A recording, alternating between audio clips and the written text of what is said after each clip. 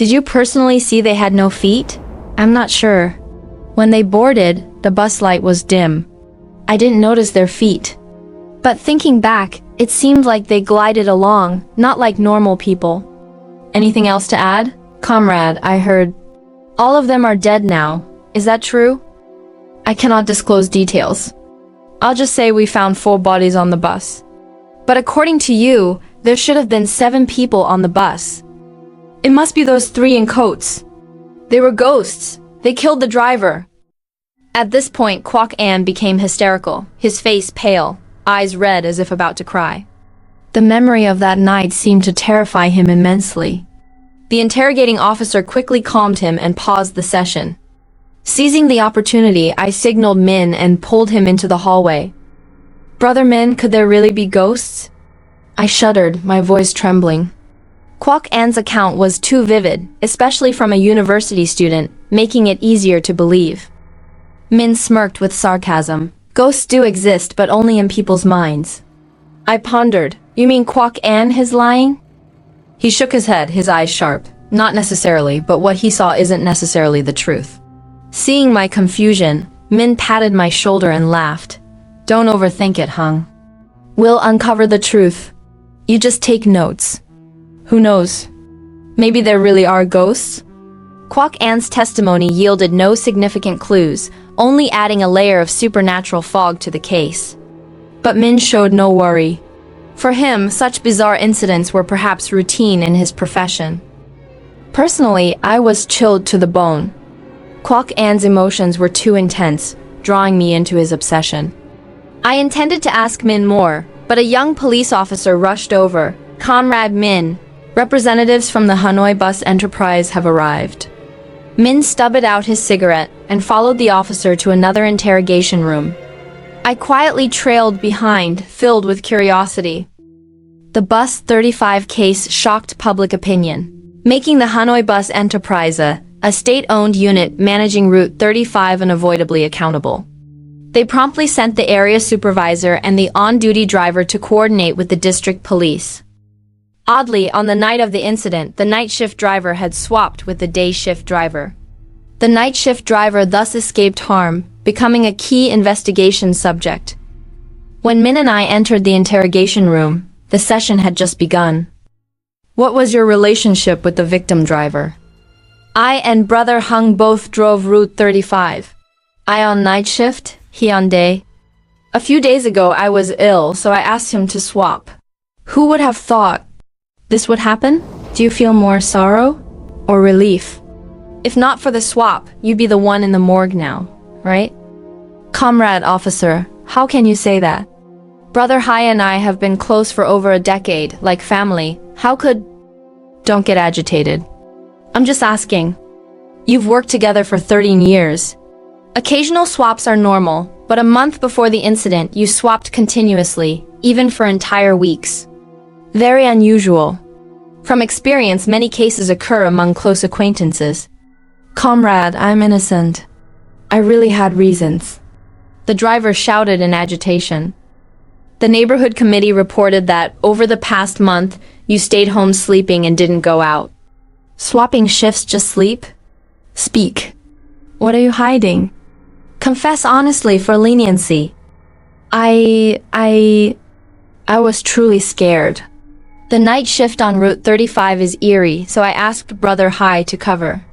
This really has nothing to do with me. Scared of what? Explain clearly. For months, I've had nightmares while driving the night shift. In the dream, I'm driving, then several people in long coats board. No, they're not people, they're ghosts. They have no feet, gliding onto the bus. Faces pale as paper, approaching and staring at me. When disembarking, they slash their bellies with knives, pulling out intestines handful by handful. I jolt awake, realizing I'm still driving. I asked the ticket collector sister.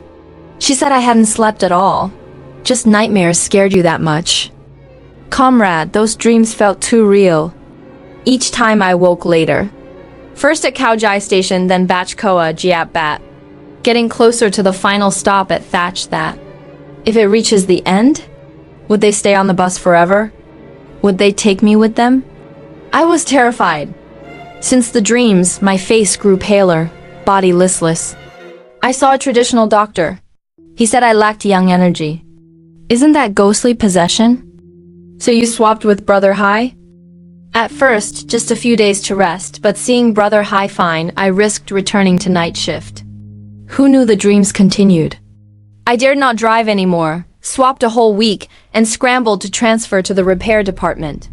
Who expected the incident to happen then? I'll reserve judgment on your statement. You're highly suspicious. Be prepared to cooperate further.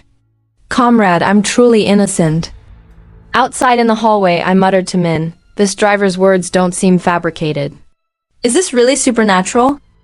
Min also stepped out, lighting cigarettes one after another, filling the hallway with smoke. The usually composed captain now appeared tense, brows furrowed. The driver's testimony disrupted the case. The three in coats from his dreams matched Kwok An's description. Could ghosts from dreams manifest and kill the substitute driver by mistake? Seeing Min deep in thought, I held back my questions. As a journalist, I knew not to disturb a police officer's reasoning at such moments. That night, Comrade Nguyen Si Kwong, the young officer on the case, escorted me to the district police guest house. Despite being Min's friend, I was only an observer, and to prevent leaks, I couldn't move freely until the case closed. That night, I dreamed of sitting on an old bus, rumbling through pitch-black darkness. No passengers aboard, the driver silently drove, his face hazy under yellowish lights. At a stop, three in long coats boarded. Wind lifted their hems, they had no feet. I awoke startled, sweat-soaked as dawn broke.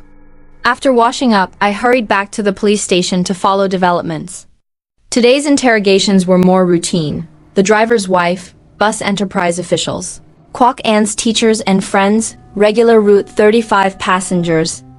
But the whole day yielded no notable clues.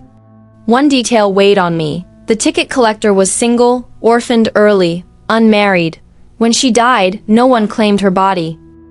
I sought Min for more, but he wasn't in the interrogation room.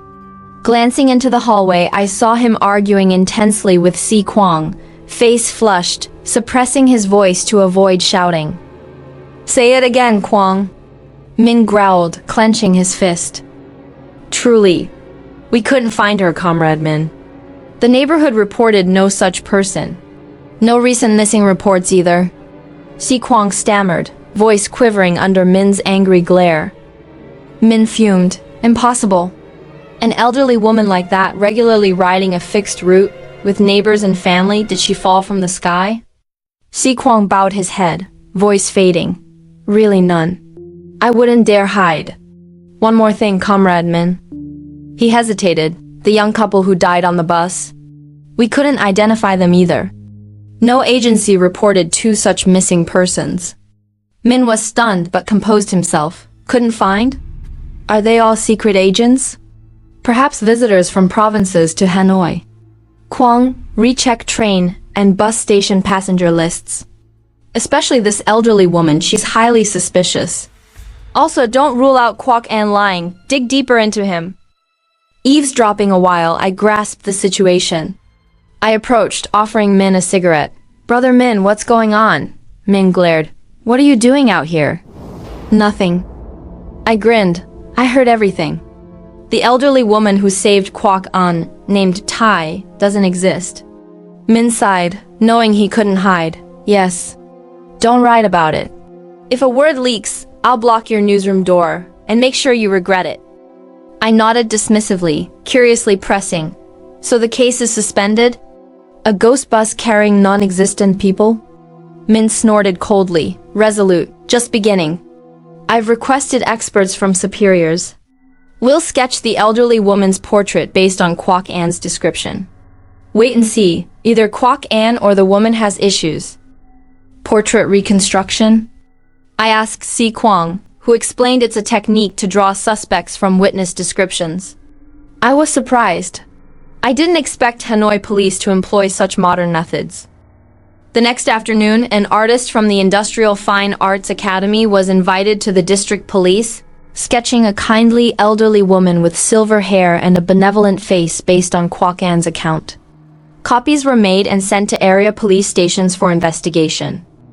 Within hours, feedback stunned the interrogation room.